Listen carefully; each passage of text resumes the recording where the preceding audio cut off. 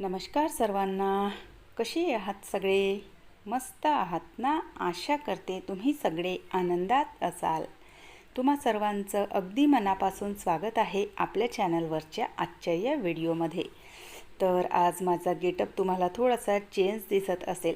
म्हणजे ड्रेस किंवा गाऊन रोजचा माझा ना असा गेटअप असतो, पण आज चक्क साडी घातलेली आहे. तर त्याचं कारण असं की आज घरी आलेले आहेत पाहुणे, माझ्या सासूबाईंचे भाऊ म्हणजेच माझे मामे सासरे.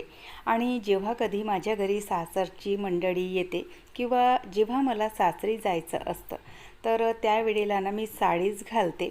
आणि त्यातही जशी म्हणजे जेंट्स मंडळी वगैरे असली की त्यासमोर म्हणजे एक असतं की साडीच घालायची आहे म्हणून. कारण अद्यापही त्यांच्यासमोर मी ड्रेसवर किंवा गाऊनवर वगैरे आलेली नाही. तर त्यामुळे एक तो आपला म्हणजे मानसिकताच असते की कधीच आपण त्यांच्यासमोर ड्रेस घातलेले नाही किंवा गाऊन घातलेले नाही. आणि आमच्या इकडे खरं सांगायचं ना तर असं चालतसुद्धा नाही. तर त्यामुळे मग घरी तुम्ही काहीही घाला, पण जेव्हा कधी पाहुणे मंडळी येते त्यावेळेला मी साडीच घालते. आणि त्यातही कधी ना अशी तारांबळ उडते. म्हणजे आजसुद्धा तसंच झालं की आपण रोजच्या आपल्या गेटअपमध्ये असतो आणि अचानक 3 वाजता डोअरबेल वाजली आणि अचानक मामे सासरे दारांमध्ये. आणि त्यावेळेला मग ना असं होतं की पटकन मग ना एकतर आमच्या इकडे एक ना म्हणजे ही प्रथा आहे की पाहुणे आल्या आल्या त्यांना ना पाय धुवायला पाणी द्यायचं असतं. आणि त्यातल्या त्यात तुम्ही अशा गेटअपमध्ये, तर त्यांच्यासमोर जायचं कसं किंवा पाय धुवायला पाणी द्यायचं कसं? तर आता सध्या इतक्याने बरं आहे की मुलांना सुट्ट्या आहे, तर मग सानूच्या हाताने पाय धुवायला पाणी देणे आणि त्यांना प्यायचं पाणी वगैरे देणे, तोपर्यंत माझा जो गेटअप आहे तर तो चेंज होऊन जातो. म्हणजे असं नाही, माहिती आहे सगळ्यांना की बाहेर राहतात तर ड्रेस घालतात किंवा गाऊन वगैरे घालतात म्हणून, पण ते मलाच ना कसं तरी होतं. कारण मी त्यांच्यासमोर म्हणजे ड्रेस किंवा गाऊन वगैरे कधीही घालत नाही, तर त्यामुळे बघ ना ते मलाच ऑकवर्ड वाटतं. तर म्हणून मग मुलांच्या हाताने तोपर्यंत पाय धुवायला पाणी देणे, प्यायला पाणी देणे, तोपर्यंत मी माझा जो गेटअप आहे तर तो चेंज करून घेते. बरं, त्यातल्या त्यात थोड्या वेळाच्या आधी किट्टू तुम्हाला अगदी माझ्या कमरेवर बसलेली दिसलेली असेल. तर तिला ना आज एकदम असं बोर होत होतं की तिच्या मैत्रिणी खेळायला नाही आणि मला बोर होत आहे, मी काय करू असं तसं. पलंगवरती उभी होती आणि मी तिला सहजच विचारायला गेली आणि एकदम ती माझ्या कमरेवर येऊन बसलेली. तर चला, असं सायंकाळचे सगळे जे कामं आहेत ते मी आटोपले आणि त्यानंतर मग सुरुवात केलेली आहे स्वयंपाकाला. अर्थातच पाहुणे आलेले आहेत, तर स्वयंपाक जो आहे तर तो पाहुणचाराचाच असणार आहे. आणि पाहुणचार म्हटलं की त्यामध्ये बघा मग तुमचं वरण भात, भाजी, पोळी, कढी. पोळ्यांच्या जागी ना सहसा आमच्या इकडे ना पुऱ्या बनवल्या जातात. तर आधी ना खूप विचार केला की भाजी कशाची बनवू, कारण आता पाहुणचाराची भाजी म्हटलं की थोडीशी ना म्हणजे मसाला वगैरे असतो, तर तीच भाजी असते. तर पाटोळी बनवायची, मसाल्याचे वांगे बनवायचे, पनीर बनवायचं, असं काय काय माझ्या डोक्यामध्ये चालू होतं. मग नंतर विचार केला की जी फ्लावर असतो, फुलगोबी जी असते, तर तिची ना मसालेवाली जी भाजी आहे तर ती छान वाटते. तर म्हटलं चला आज ना मस्त छान तिचाच बेत ठेवूया म्हणून. तर छान असं कांद्याचं जे वाटण आहे तर ते वाटण करून घेतलं आणि फोडणी घातली. जोपर्यंत वाटण इथे तेलामध्ये होत होतं तोपर्यंत पुन्हा आणखी मी भज्यांसाठीची जी तयारी आहे तर ती करून घेतली. जसं की मी तुम्हाला सांगितलं की पाहुणचाराचा स्वयंपाक म्हणजे त्यामध्ये तुमची भजी, पुऱ्या, या सगळ्या गोष्टी येतातच. आता प्रत्येक भागामध्ये बघा वेगवेगळ्या पद्धतीने पाहुणचार बनवला जातो, पण आमच्या इकडे नाही एक प्रथा आहे की जेव्हा कधी कोणी पाहुणे येतात तर त्यावेळेला पुऱ्या, भजी म्हणजे सहसा ना हाच बेत असतो. पोळ्या वगैरे खूप कमी बनवल्या जातात आणि हा जो पाहुणचाराचा बेत आहे तर तो सहसा म्हणजे नेहमीचा ना ठरलेला बेत असतो. तर तेच मी आज इथे बनवायला घेतलं. आणि आजच्या पाहुणचारामध्ये ना तरीसुद्धा मी एक गोष्ट शॉर्टकट मारलेली आहे. ते म्हणजे गोडाची जी रेसिपी आहे ते. तर गोडामध्ये आधी विचार केलेला पुरणपोळी बनवायची, गुलाबजामुन बनवायचे. कारण बघा गोडाच्या रेसिपी ज्या असतात तर त्या अगदी ना अशा सिलेक्टेड बोटावर मोजण्याजोगत्या ज्या गोडाच्या रेसिपी आहेत तर त्या असतात. त्यामध्ये मग काय बनवायचं काय नाही तर या बाबतीतसुद्धा कन्फ्युजनच असतं. कारण गुलाबजामसुद्धा मी काही दिवसाच्या आधीच बनवलेले होते, पुरणपोळीसुद्धा नणंदबाई आल्या होत्या तेव्हा बनवलेल्या होत्या. तर त्यामुळे मग काय बनवू काय नाही. तर मुलांनी म्हणजे एक सजेशन दिलं की रेडीमेड दुकानामधून जे रसगुल्ले असतात तर ते मागवून घे. तर म्हटलं चला जमलं, कारण सध्या ना वातावरण इतकं गरम होत होतं आणि तीच ती गोडाची रेसिपी बघा. पाहुणे जरी पहिल्यांदा आपल्या इथे येत असले तरीसुद्धा आपण ना तीच ती रेसिपी खाऊन बोर होतो. आणि स्पेशली म्हणजे मुलांचं असतं की हे सुद्धा तू आताच बनवलं होतं, ते सुद्धा तू आताच बनवलं होतं. तर त्यामुळे मग त्यांचं म्हणणं होतं की घरी बनवण्यापेक्षा ना बाहेरूनच जे रसगुल्ले असतात तर ते मागवून घे म्हणून.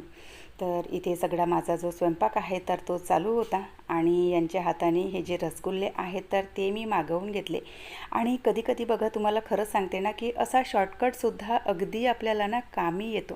कारण पुरणपोळी जरी बनवायचं म्हटलं तरी थोडासा म्हणजे वेळ लागतोच. आणि त्यातल्या त्यात पुरणाचा जो बेत आहे तर तो थोडासा ना वेळखाऊ असतो.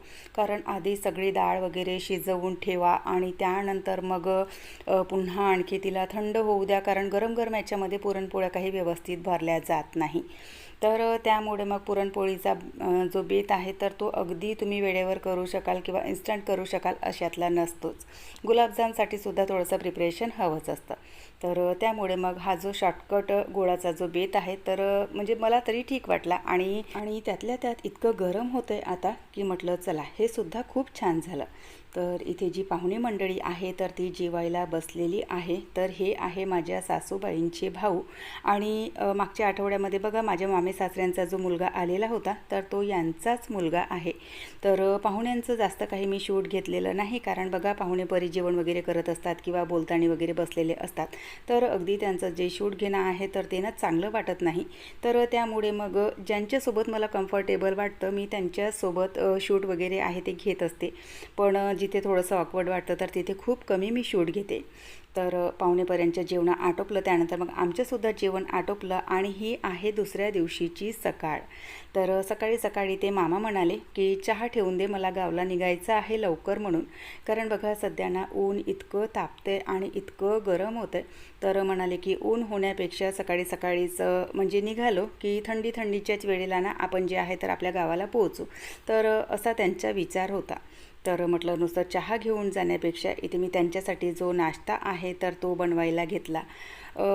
पोहा इथे मी बनवायला घेतला, कारण उपमा वगैरे मी कालच बनवलेला होता. तर त्यामुळे मग म्हटलं की आधी ना म्हणजे आज ना पोहा बनवते म्हणून. तर इथे पोहा आणि टिफिनची तयारी माझी चालू आहे. तर आधी यांनासुद्धा म्हणजे टिफिनचं तेवढं काही होतं नाही, पण ऐन वेळेवर म्हणाले की टिफिन हवा आहे म्हणून. तर एकतर मला असं वाटलं कदाचित टिफिन होणार नाही, कारण बघा सकाळी सकाळी ना एकतर घाई असते आणि 7:30 वाजेपर्यंत 7:30 पावणे 8च्या दरम्यान हे निघतात. तर त्यावेळेपर्यंत नाश्ता टिफिन आणि सोबतच ना सध्या आमच्या इकडे पाण्याचा प्रॉब्लेम चालू आहे. तर सकाळी ना 6:15 7:30ला नळाला पाणीसुद्धा येतं. तर ते सुद्धा भरायचं असतं, नाश्ता बनवायचा आहे, सोबतच टिफिन बनवायचा आहे. आणि सकाळी सकाळी ना खरं सांगते इतकी तारांबळ उडाली, कारण सध्या 2-3 दिवसापासून पाण्याचा जो प्रॉब्लेम आहे तर तो थोडासा जास्तच चालू होता. कधी कधी राहतंसुद्धा, पण कधी कधी ना इतकं कमी पाणी येतं की इथे बघा म्हणजे नाश्ता टिफिन भांड्यांच्या रात्रीच्या बास्केट जमवणं पाणी भरणं हे सगळं काम माझं ना सोबतच चालू आहे.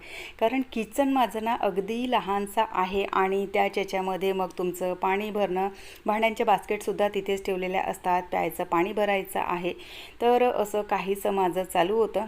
तर त्या तितक्या वेळेमध्ये ना जितकं माझ्याच्याने आवरसावर होईल तितकं मी आवरसावर करून घेतलं, प्यायचं पाणी भरून घेतलं. आणि त्यानंतर मग इथे जो टिफिन आहे तर तो सुद्धा बनलेला होता. आज भाजीसुद्धा शॉर्टकटमध्येच दिलेली मी यांना, कारण माझ्याकडे तेवढा वेळ नव्हता. आधी म्हणाले की टिफिन लागणार नाही आणि मग नंतर ऐन वेळेवर म्हणतात की टिफिन हवा आहे.